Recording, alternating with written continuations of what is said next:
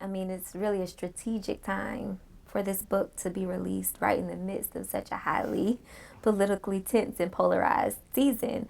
So, how does public faith in action try to combat or counter the polarization of our contemporary politics? So it doesn't try to do that by striking a mean between the two poles. This is not a matter of triangulating. It's not a matter of pretending that there isn't conflict or that, Yeah. that there shouldn't be conflict, right? Life in a fallen world is conflict ridden. So that's to say, we think there are rights and wrongs. We think there are betters and worses. And at the same time, you don't want, we don't want to say that that those conflicts are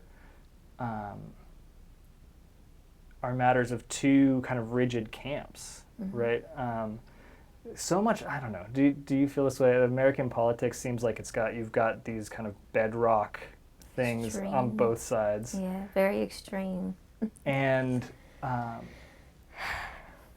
what matters to me is a little bit less the so-called extremity of the policy positions, as the extremity of the association of people's identities with those Absolutely. policy That's exactly positions. it. Yep.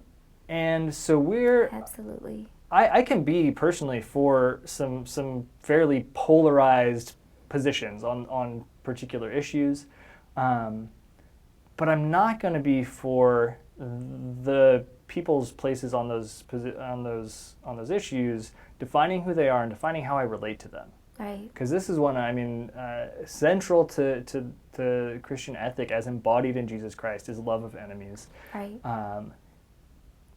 I'm not even sure that most of say the political opponents are enemies even, right? Even if they were enemies, ought to love them anyway, and that means treat them in a certain way, treat them in a way that might not be strategically advantageous, right? Maybe take some hits, which is hard to call for. It's hard to call for, but I think it's necessary in a world that's seeing, at least in the American scene, a politics that is that's not just contentious, but is nasty. That's not just divided, but is divisive, right?